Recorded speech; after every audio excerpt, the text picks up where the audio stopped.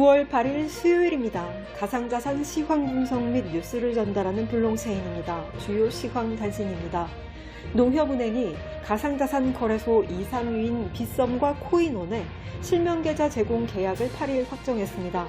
빗썸과 코인원은 이번 주 중 금융정보분석원의 특근법에 따른 신고 접수를 완료할 계획입니다. 코인마켓캡 기준 솔라나의 시가총액이 리플을 제치고 6위에 올라섰습니다. 데일리 호들이 아크인베스트먼트의 7일 발표를 인용해 지난 3일 기준 ARKW ETF는 3억 3,800만 달러 상당의 그레이스케일 비트코인 신탁을 보유하며 테슬라에 이어 두 번째로 높은 포트폴리오 비중을 나타냈다고 전했습니다. ARKW는 또 2억 8,700만 달러 상당의 코인베이스 주식을 보유한 것으로 나타났습니다. 코인베이스가 블로그를 통해 지난 수요일 미 증권거래위원회 SEC가 코인베이스 랜드 프로그램과 관련해 자사를 고소할 예정이라고 밝혔다고 전했습니다. 코인베이스 랜드는 적격 고객이 일부 자산에 대한 이자를 얻을 수 있는 프로그램으로 6개월가량 랜드에 관해 SEC와 적극 협력해왔다는 설명입니다. 미국 뉴욕 증시가 노동절 연휴 이후 첫 거래일에 델타 변이 확산에 대한 우려로 혼조세로 장을 마감했습니다. 다우지수가 0.76% 하락하고 S&P 500 지수가 0.34% 하락했습니다. 나스닥 지수는 0.07% 상승하며 거래를 마쳤습니다. 다음은 지난 24시간의 주요 코인 마켓 시황 정보입니다. 엘살바도르가 비트코인을 법정 통화로 채택한 전날 비트코인 가격이 하루 새 11% 넘게 폭락하는 등 주요 가상자산이 일제히 하락했습니다. 8일 오후 1시 10분 기준 코인마켓캡에서 비트코인은 전일보다 11.72% 하락한 46,557달러입니다. 이더리움은 12.06% 하락한 3,442달러입니다. 에이다는 11.97% 하락한 2.48달러입니다.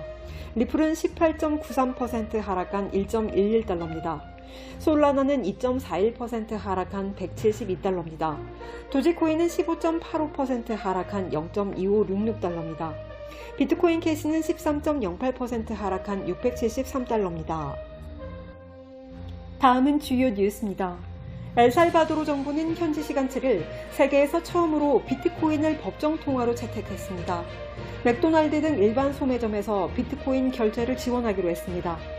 기대감에 다수의 가상자산 투자자들이 매수에 나서며 전날 비트코인 가격이 52,000달러대를 찍었습니다. 하지만 도입 전날 비트코인이 11% 이상 하락하는 등 주요 가상자산들이 수직 하락했습니다. 도입 첫날 비트코인 지갑 치보가 제대로 작동하지 않는 등의 문제가 발생했습니다. 엘살바도르 대통령은 서버 접속이 늘면서 치보의 연결이 끊겼다고 밝혔지만 엘살바도르 현지 시민 1000여 명은 비트코인은 부자나 투기 세력에게 적합하다며 반대 시위를 벌였습니다. 중앙아메리카 은행 조사에 따르면 엘살바도르 국민 70%는 비트코인을 법정 화폐로 채택한 정부 조치에 반대하는 것으로 나타났습니다.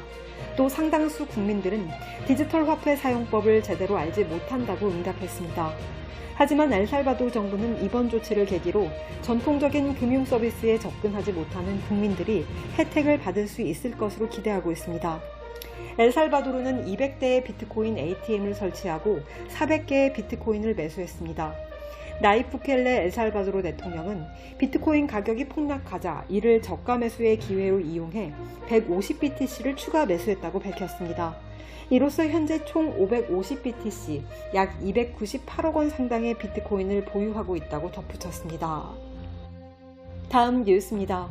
현지 시간 7일 비트코인 가격이 43,000달러 선으로 급락하고 35억 4천만 달러 규모 포지션이 강제 청산된 가운데 유명 온체인 애널리스트 윌리우가 트위터를 통해 주식 리스크 오프, 위험 자산 회피와 함께 하루를 시작했다며 이는 대규모 비트코인 청산으로 이어졌으나 현재 거래소들은 다시금 구매 모드로 돌아왔다고 설명했습니다. 그는 이는 일련의 이벤트로 대다수의 매도는 파생상품 마켓에서 이뤄졌고 비트코인을 구매하기 가장 좋은 시기는 약세장과 유동성 붕괴 직전이라며 다만 오늘 시장 움직임을 예상치 못했던 만큼 가상화폐 리스크 관리는 항상 염두해야 한다고 덧붙였습니다. 다음 뉴스입니다. 엘살바도르가 비트코인을 법정화폐로 정식 도입한 가운데 영국 기반 금융거래 플랫폼 스펙터 AI 전무이사인 카이 케마니가 엘살바도르의 비트코인 도입은 양날의 검이라고 평가했습니다. 포브스에 따르면 카이 케마니는 이번 조치는 엘살바도르 및 비트코인 시장에 있어 미래지향적인 조치지만 이를 뒤따를 다른 개발도상국에게는 그렇지 않을 것이라며 당분간 엘살바도르를 뒤따를 국가가 없을 것으로 예측되는 만큼 이는 양날의 검이라고 평가했습니다. 이어 엘살바도르를 통해 주요 국가들이 비트코인 수용에 대한 가치를 확인할 것이며 기다린 후 접근하는 것이야말로 게임 플레이어에 있어 최고의 이론이라고 덧붙였습니다. 다음 뉴스입니다. 유투데이에 따르면 독일 재무부가 토큰화 뮤추얼 펀드 주식 도입 관련 피드백 수집을 위한 공식 협의를 시작했습니다.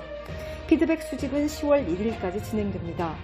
미디어는 독일이 토큰화된 투자자금 제공을 위한 준비 작업을 펼치고 있다며 토큰화는 진입장벽을 낮추고 신규 투자자의 관련 관리 비용을 줄이는 등 이점을 제공한다고 설명했습니다.